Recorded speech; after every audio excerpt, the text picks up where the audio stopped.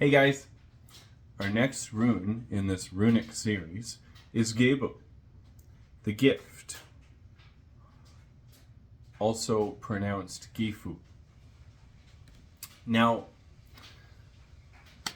this rune is as much about abundance as it is the exchange between opposing forces, relationships, and the receiving of things when we give. So it means, first and foremost, that we cannot hope to receive if we did not give. It is, in that sense, a big reminder that we cannot just simply ask the universe for things if we are not also in cooperation with the universe and working for those things. So we cannot just simply ask the universe for money and not be actively trying to work for something. Now, the universe and the gods are interesting sometimes, and they will bless you. But you have to be working for it. You cannot just simply say, please give me something. I've got my hands open. The universe wants to know that you're working towards things yourself. You're working towards your goals. And if you are working towards things, then sometimes it will just reward those efforts. But an exchange must take place. That is also why this rune is so associated with Blot sacrifices and offerings. So obviously, in this day and age, we aren't as apt to sacrifice your goat or your cow, but that's why offerings in general, as the word offering, is a lot more common. Because you're not going to sacrifice your firstborn, or you're not going to sacrifice an animal, because we don't necessarily keep livestock as the way our ancestors did. But an offering can be anything you deem has value, or anything that resonates with you, your favorite foods, or foods that certain deities like, or anything relevant to perhaps the thing that you're trying to attain. And sometimes, in this way, your offering can also be your service. Now, if your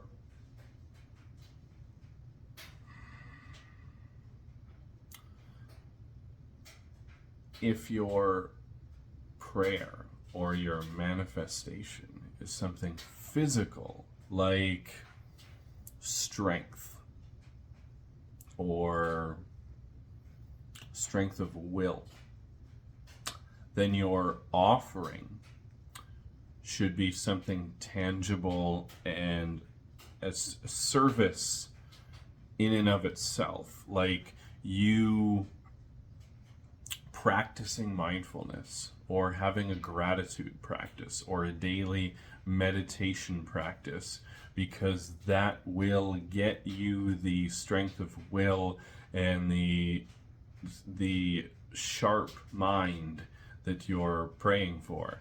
Or if you're asking for strength, then your offering should be your behavior, or your offering to Thor, for example. If you're praying for strength to protect the ones you love, then your offering could be a daily devotion to your own body of physical fitness. And so you're making that exchange and that pact with Thor through the offering of your devotion to yourself and your it's almost like your workouts are prayer in themselves, because then he knows that you're very dedicated.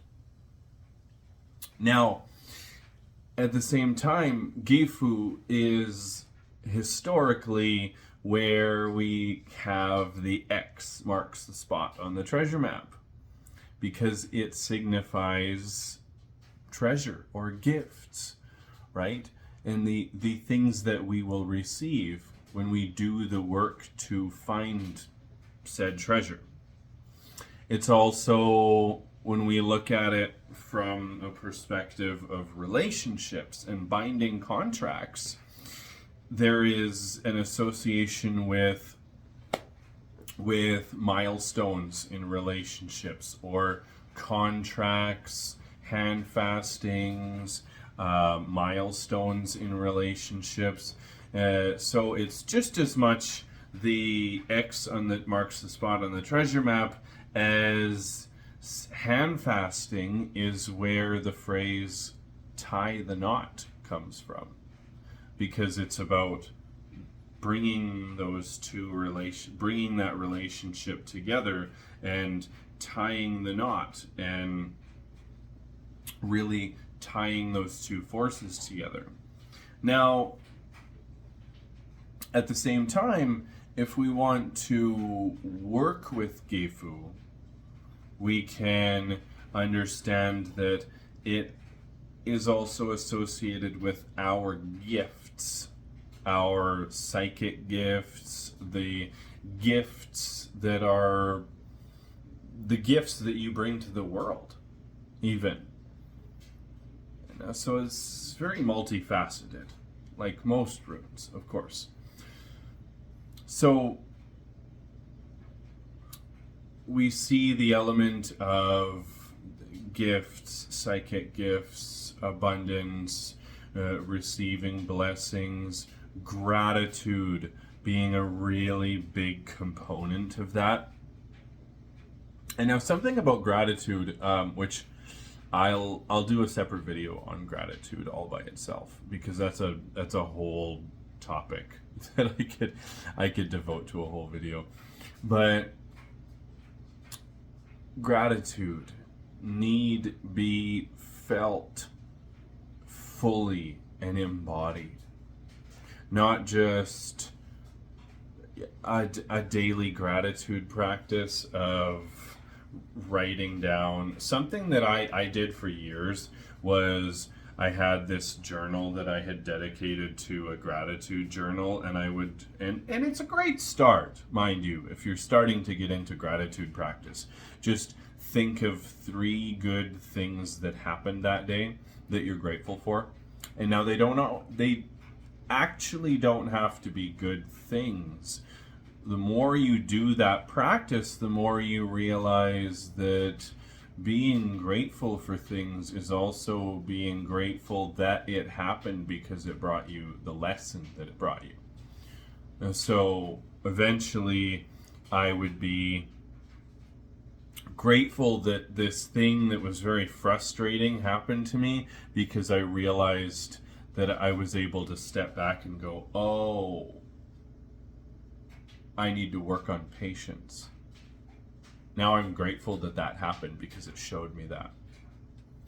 Instead of just thinking that everything that happened today frustrated me and it was a really shitty day. But the step further into gratitude that I have since learned is to not just think of a few good things or a few things in a day that you're grateful for, but make it a meditative practice where you take 5 to 10 minutes and really call in even one event that day or recently. That do not knock that chair over, mister. It doesn't have to be that day. It can be recently. Loki, say hi to camera. Hi. Where was I? Now, when you do it this way, you're embodying it, making it a holistic practice, and not just writing it down and going, oh, these are some things that happened today, and maybe they weren't all good, but they brought me some lessons. We are taking it in and making it a meditative practice and making it so full and so embodied that you sit there in it. You sit in that energy and you feel it and you take it in and you sit in it enough that it fills you up and you can feel every molecule of DNA in your body being shifted by this feeling of gratitude and bliss and joy. And then you turn it into prayer and manifestation.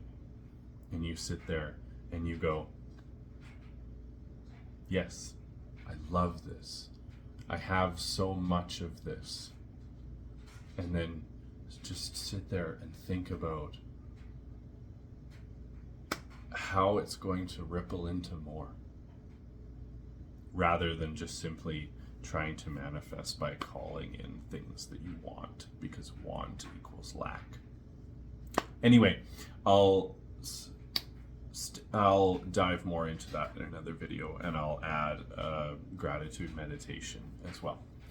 So Gebo is also about sex magic in relationships and ecstasy. And the funny thing that I love is that it is dark blue, violet, so that really translates into third eye and crown energy. And it's also the first rune that fits in the Cancer astrology sign, falling after June 21st. I'm a little bit behind because I got hand fasted on solstice and my life has been pretty busy in the last week and a half. That being said, the big deity that comes to mind when I think about Gifu is Sif, as she was gifted the golden hair. She's also Thor's divine feminine counterpart. And so the two of them are a really beautiful example of a divine masculine and divine feminine relationship. Funny enough, too, isn't it, then, that I gave the example of making an offering to Thor for asking for strength and making the offering of your physical fitness. Now, Sif is a really great example of a deity that's connected to Gifu, because in the aspect that Gifu is connected to ecstasy and sex magic, there's this funny tale about Sif and Thor that if you're ever off in the woods and you can hear a loving couple frolicking off in the distance, the stories said that it was Sif and Thor because she loved to roll around and have sex outdoors. So, that being said, as a quick little quip and anecdote to leave off with at the end of that, I really love Gifu and or Gebo, whichever version of that resonates with you, because it has so many of these layers about appreciating our gifts and gratitude and sex magic and building relationships and knowing that there must be an exchange. You cannot expect to get if you do not give. And a big part of that is also the agreements that we make with people. And during this time, expect either looking at it as it falls into Cancer season in this time in runic wheel astrology, or if you find yourself meditating on it and working on it, then things that you can expect to connect with its energy are that sex magic, initiation of intuition, or receiving new gifts, especially if you are making offerings and building new relationships with the gods or even ancestors or new power animals or things like that. Anything and really anything to do with partnerships. It's the summer, it's after solstice, it's Cancer season, so new relationships are very bound to happen if you are either working on it or you're just open for its energy to work on you. At the same time, harmony between relationships is very, very strong element in this. And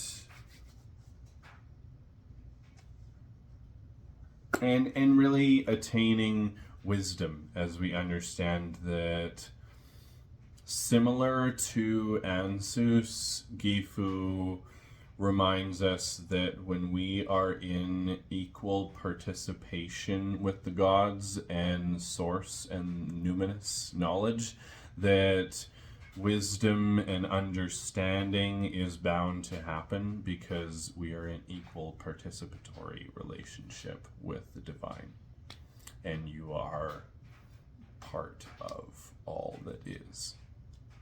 So keep in tune too. I will be posting the runic posture for Gifu tomorrow, and that'll help just embody it and make it a full body practice that much more. Other than that, bye for now.